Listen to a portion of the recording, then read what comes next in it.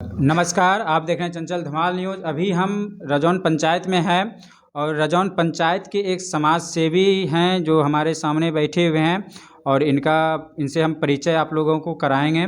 तो नमस्कार सर। नमस्कार। आपका नाम क्या हुआ? मेरा नाम फुलेश्वर हरिजन हुआ। तो आप रजौन पंचायत में बहुत समाज के लिए बहुत कुछ किए हैं और हमेशा समाज के लिए खड़े रहते हैं, समाज सेवी के रूप में आप जाने जाते हैं। तो आप किस प्रकार से काम करते हैं अभी? देखिए, हम गरीब से पैदा लिए हैं और गरीब के बारे में सोचना मेरा धर्म है। मैं शिक्षक हूँ, समाज सेविक हूँ। हमारी पत्नी मुखिया है और मुखिया पति होने के नाते मैं चाहता हूँ कि समाज का हर एक नागरिक सुसभ्य हो, अच्छा ढंग तरीक़ा से जिए और जीने का अधिकार मिले। मैं बाल विवाह में बिल्कुल मैं सशक्त हूँ और उसके प्रति मैं सशक्त रहूँगा, इसलिए कि बाल विवाह करने के बाद काफ़ी समस्या उसके पास उत्पन्न होती है। उसको रोकने का काफ़ी हम प्रयास करते हैं और करेंगे।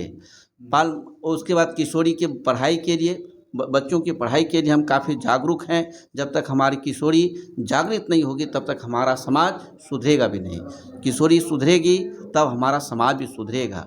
जहाँ तक पंचायत स्तर की बात है, विकास का काम हो रहा है और मैं चाहता हूं कि हर एक पहलू पर पंचायत का विकास हो।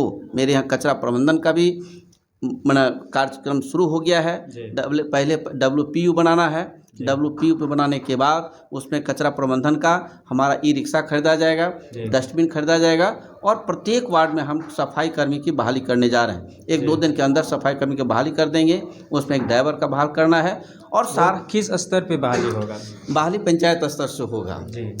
ग्राम पंचायत स्तर से मुखिया की अध्यक्षता में बहाली होगी और बहाली होने के बाद उसका जो है मानदेय 1500 रुपया 3 माह के लिए, फिर जो है 3000 से शुरू होगा। जब तक यह मेरा प्रबंधन चलेगा तब तक उसका मानदेय चालू रहेगा और जब मेरा प्रबंधन बंद हो जाएगा तो स्वतः उसका जो है बंद हो जाएगा। लेकिन प्रत्येक वार्ड में नाली साफ़ कराना, और जो घर का जो है रोड का भी कचरा साफ़ करवा करके और ई-रिक्शा के माध्यम से उसको उठवा करके जहाँ WPU बनेगा वहाँ उसका प्रबंधन करके उसका फिर जो है उसको हम दूसरे परिणत करके फिर उसको खाद के रूप में अपशिष्ट को परिवर्तन करेंगे। हाँ, करेंगे।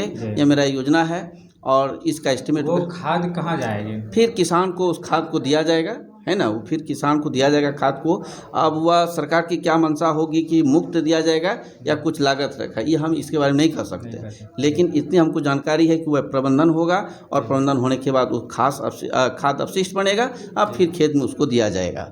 यह हमारा चल रहा है, मेरा योजना भी चल रहा है और मैं जो योजना करता हूँ, यह योजना जो भी मेरे माध्यम से या जो भी मुखिया के माध्यम से होता है धरातल पर होता है और ठोस कदम की तरफ। पहले है कि योजना जब तक नहीं हो तो मेरा उद्देश्य यह नहीं है कि योजना मन जो है जैसे तैसे कर दिया जाए।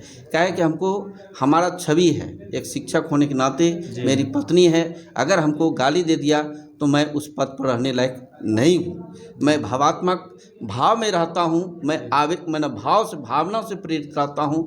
मैं किसी को ये कुछ नहीं कर, मैं भाव से प्रेरित रहता हूँ और भाव के अनुरूप ही मैं काम करना भी चाहता हूँ। मेरा यही उद्देश्य है। मैं प्रार्थना करता हूँ भगवान से भी कि अच्छे तरह से हमको 5 साल निभाने का। मेरी पत्नी मुखिया है और निभा करके हमको अच्छे कार्य करके हमको जो है अच्छे रूप में हमको। एक पंचायत लेवल पे एक योजना चलाया जा रहा है अभी, GDP योजना। हाँ, तो उनके बारे में आप क्या कहना चाहेंगे? GDP योजना सबका विकास सबका योजना इसका नाम है। हमारा 3 बैठक हो चुका। एक 2 अक्टूबर को बैठक हुआ, एक 16 नवंबर को बैठक हुआ और आज अंतिम बैठक है। उस बैठक में सारे पंचायत के जितने कर्मी हैं, एनम, इंदिरा आवास सहायक, रोजगार सेवक, किसान सलाहकार, यानी जितने कर्मी वो आकर बैठक में भाग लेते हैं और जो समस्या आती है, चाहे वृद्धा पेंशन हो, राशन कार्ड हो, इंदिरा आवास हो, कृषि संबंधित कोई बात हो या जिससे संबंधित कोई बात होती है, उसकी समस्या रखा जाता है। उस समस्या को रजिस्टर पर चढ़ाया जाता है और संबंधित कर्मचारी को उसको हस्तगत कराया जाता है ताकि उस पर जो है कार्रवाई हो। 3 बैठक में अभी तक कितने को मिल सका इस योजना का? अभी वह प्लानिंग बैठक का 3 बैठक होता है। अंतिम बैठक आज हुआ, फिर उसके बाद सब रजिस्टर पर चढ़ेगा और वो चढ़ने के बाद उसको विभाग को हस्तगत कराया जाएगा, उस पर कार्रवाई किया जाएगा।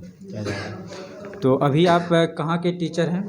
हम प्रोन्नत मध्य विद्यालय भूसिया में हैं। भूसिया में है। हाँ। तो शिक्षा की ओर आपका क्या जागरूकता है? शिक्षा मेरा परम अधिकार है। राइट टू एजुकेशन के अंतर्गत हर बच्चों का शिक्षा अधिकार बन गया है और शिक्षा मेरा परम मैंने कहने का मतलब मैं शिक्षक हूँ तो उससे मैं जुड़ा हूँ और मेरा परम धर्म है जी। परम धर्म है। हर बच्चे बच्चे स्कूल आवें और हर बच्चे शिक्षा ग्रहण करें, यही मेरा उद्देश्य है और इसी के चलते हमारा परिवार भी चलता है, बाल बच्चे भी इसी से हमारा पल पोस रहा है। मैं उसके बारे में किसी तरह से कोताही नहीं कर सकता हूँ।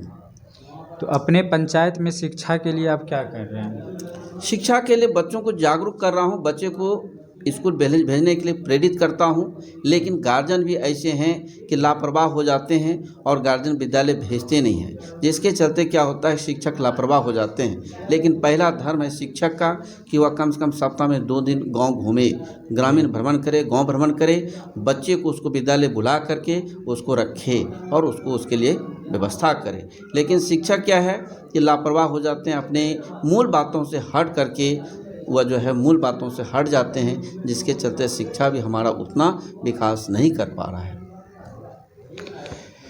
तो चलिए अभी जो हमारे सामने जो हमसे बातें कर रहे थे ये फुलेश्वर हरिजन इनका नाम हुआ और ये समाज सेवी के रूप में जाने जाते हैं और ये अभी टीचर भी भूतपूर्व में टीचर भी हैं और ये पूरे समाज को सुधारने के लिए और समाज में अनेकों प्रकार की तरक्की लाने के लिए ये हमेशा तत्पर रहते हैं और ये पूरे पंचायत में कुछ ना कुछ करते रहते हैं। शिक्षा की ओर ये पूरा ध्यान रखते हैं और पंचायत को सुधारने की ओर ये पूरा जागरूक रहते हैं।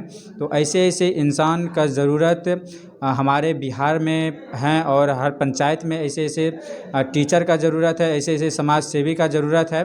तो इनके लिए आप क्या कहना चाहेंगे? कमेंट बॉक्स में अवश्य लिखेंगे। जय हिंद, जय भारत।